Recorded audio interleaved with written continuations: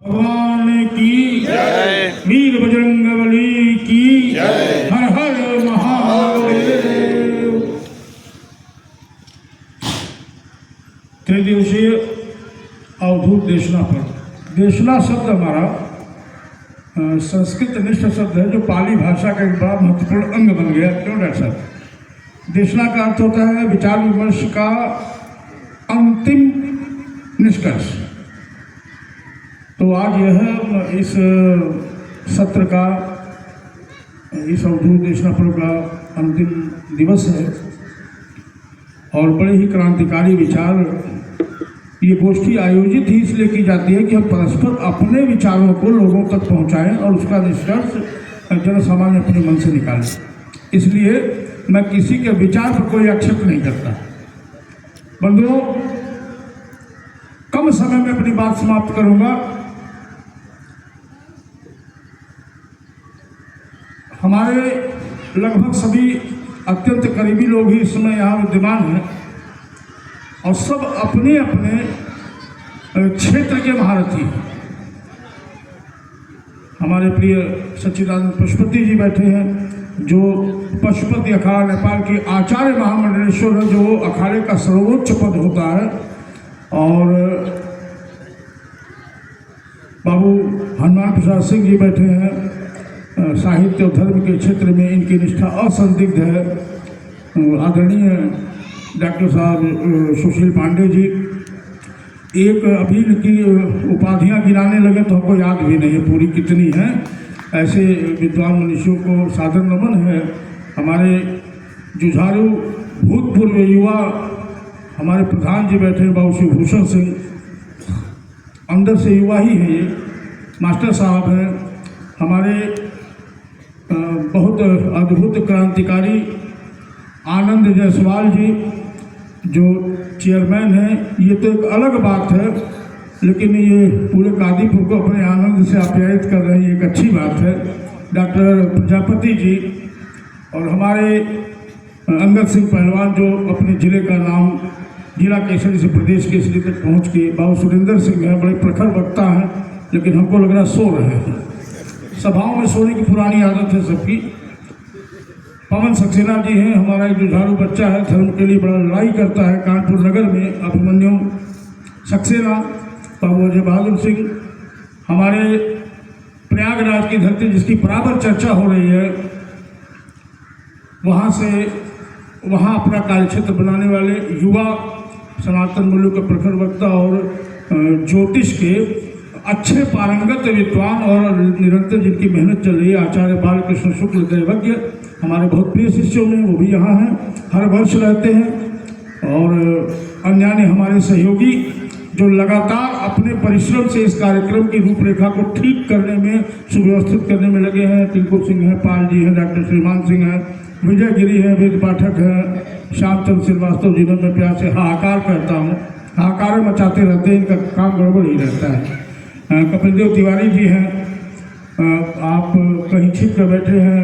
कनक भूधराकार शरीरा जैसे पवन सिंह, और अपने विचार से सबको गड़बड़ा देने वाले ज्ञानेंद्र विक्रम सिंह रवि, ब्रजेश मिश्र जी, ऐसे तमाम हमारे सब सहयोगी हैं जो हमारे अंग हैं इस आश्रम के। हमारे उन सबको, राजेश यादव भी बहुत देर से आए, छिप के कहीं बैठे हुए हैं।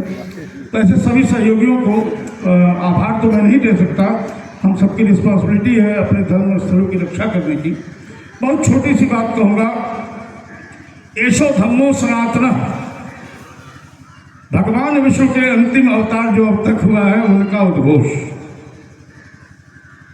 और दूसरी बात जो सबसे महत्वपूर्ण लगती है हमें ये मेरा व्यक्तिगत विचार है, अगर भगवान तथागत बुद्ध ने एशो धम्मो सनातन, यही धर्म ही सनातन है, पुनर्व्याख्या की सनातन धर्म की, तो उन्होंने यह भी कहा कि दुख निरोधम आर्य सत्यम, दुख का निरोध ही आर्य सत्य है। अब इसी में हम पूरे सनातन धर्म की व्याख्या को खोज सकते हैं। मेरे विचार, इस जीव मात्र के दुखों का निवारण जिससे भी हो सके वही सनातन धर्म। और बार बार हम ही नहीं, सनातन धर्म ही नहीं, भारत ही नहीं, पूरा विश्व इस्लामिक आतंकवाद से पूरी तरह ग्रस्त है, इसमें कहीं कोई दो राय नहीं है। तो आप जिस इस्लाम धर्म को एक धर्म मानते हैं, एक संप्रदाय मानते हैं, एक रिलीजन मानते हैं, मैं उसे एक भू राजनीतिक विचारधारा मानता हूं। इस्लाम कोई धर्म नहीं। इस्लाम अगर धर्म होता तो धर्म की बात करता, वो तो जिहाद चलाता है, वो तो गजवाए हिंद की बात करता है कि हमारा शासन होना चाहिए। सनातन धर्म ने कभी शासन की बात नहीं की। सनातन धर्म में भूमि पर राज्य नहीं किया है, दिलों पर राज्य किया है, वो हमारा सनातन धर्म है। और सही बात है कि अंधेरा अंधेरा चिल्लाने से अंधेरा दूर नहीं होगा।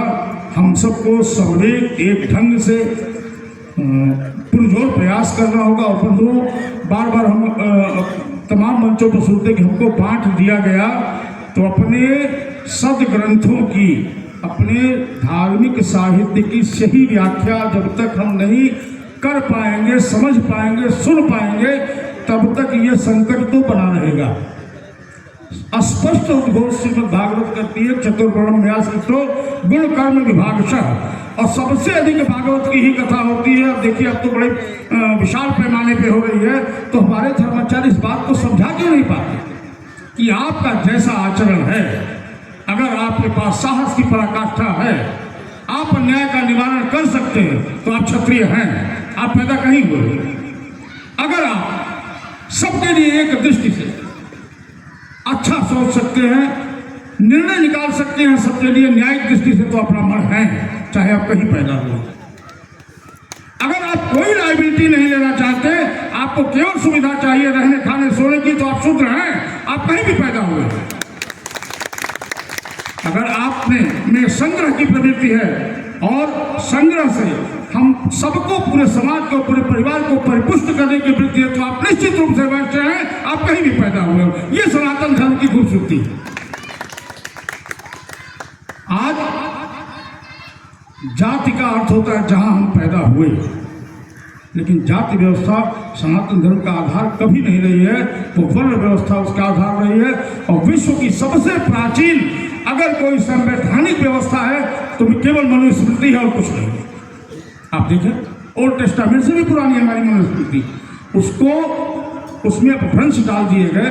हमको लगता है कि अरे साहब, वो तो मुसलमान थे, वो औरंगजेब के शासन में बड़े विद्वान थे, संस्कृत मुसलमान संस्कृत सीखा। बताइए कितनी अच्छी बात है। डॉक्टर डेविड संपूर्णानंद संस्कृत विश्वविद्यालय की स्थापना का, जिन्होंने एक जो वाराणसी संस्कृत पाठशाला हुआ करती थी, उसका एक अंग्रेज, आपको लगता है बहुत अच्छी बात है उन्होंने पढ़ा।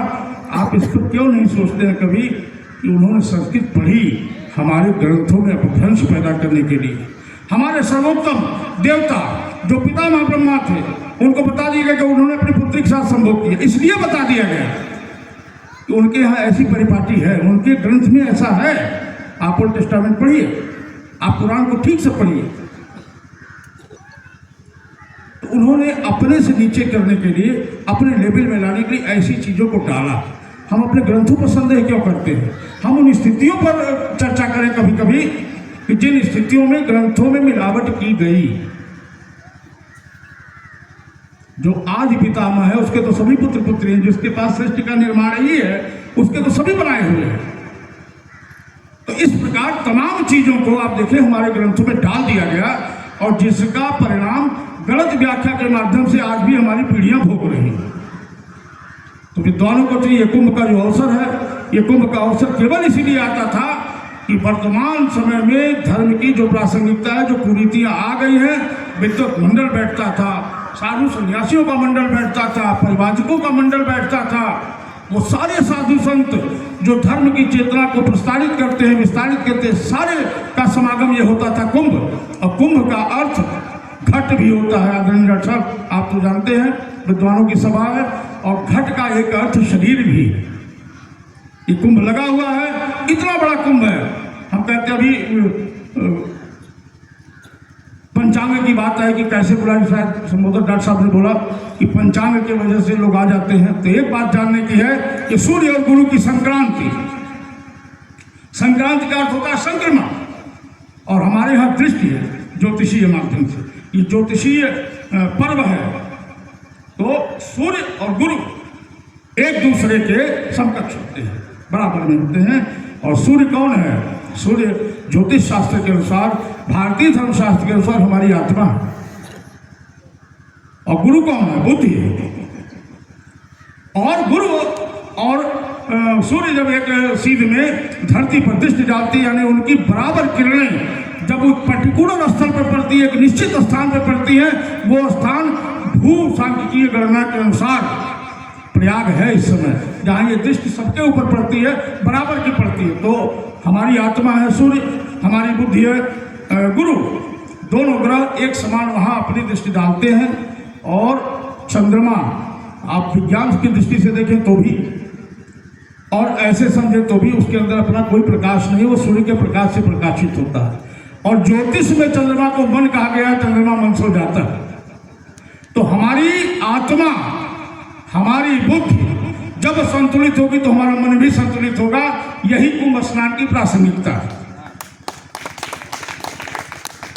इसलिए हम दूसरे की मजबूती का व्याख्यान करके अपने को कमजोर साबित करने की चेष्टा न करें। हमारे पास तो बहुत सी कॉस्मिक एनर्जी का इतना बड़ा स्रोत आज हमारे कुंभ में उपस्थित है, हम उसका लाभ लें। 144 साल के बाद मैंने तमाम जगह देखा महाकुंभ लिखा, महाकुंभ नहीं है, ये पूर्ण कुंभ है।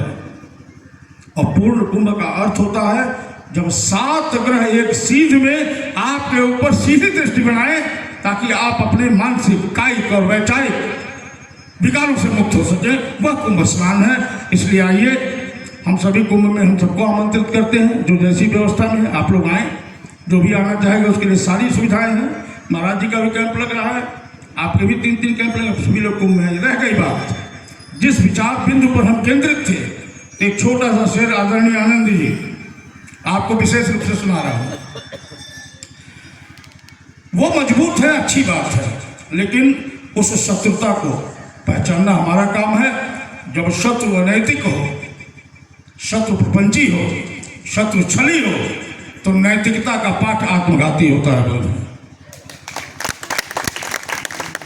तुरंत परित्याग कर दीजिए। भगवान कृष्ण का उद्घोष यही है, उनके जीवन चरित्र को ठीक से पढ़िए। उन्होंने स्पष्ट कहा, धर्म संस्थापनार्थाय संभवामि युगे, वो आते ही हैं, किसी के शरीर में आ जाए। अभी आदरणीय प्राचार्य जी ने कहा कि हमारा सनातन धर्म घूम रहा है, एक कुर्ता पहन के, एक लुंगी पहन के। एक्टिवेशन है परमात्मा का, किसी के शरीर में होगा और अधर्म का विनाश करेगा। लेकिन सनातन धर्म के हवाले से एक छोटी सी बात करके अंतिम बात, अपनी बात समाप्त करूंगा। मैं एक अशार, एक कविता या एक 2 लाइनें हर वर्ष के प्रारंभ में मैं लिखता हूँ। आनंद जी अपनी डायरी में पहले दिन, तो मैंने 25 दिसंबर को सोचा क्या लिखती, तो लिखा हमने कुछ परिस्थितियों की ही देख के। एक सभा में विशाखापट्टनम में मैं था, तो मैंने लिखा कि कब कौन कहाँ डसेगा ये जानता हूं मैं, कब कौन कहाँ डसेगा ये जानता हूं मैं अपने धर्म के हवाले से बात कर रहा हूं, अपने हवाले से नहीं। कि कब कौन कहाँ डसेगा ये जानता हूं मैं, लेकिन किसी का खौफ कहाँ मानता हूं मैं। जंगल का हो या हो आस्तीन का, सांपों की सारी नस्ल को पहचानता हूं। ये सनातन धर्म है, गले में लपेट के घूम लेगा, खतरा तो आए, कोई दिक्कत नहीं है। इन्हीं शब्दों के साथ हम सभी का आभार व्यक्त करते हैं अपने मठ परिवार की तरफ से, और आप सभी को एक बार पुनः कुंभ में आमंत्रित करते हैं।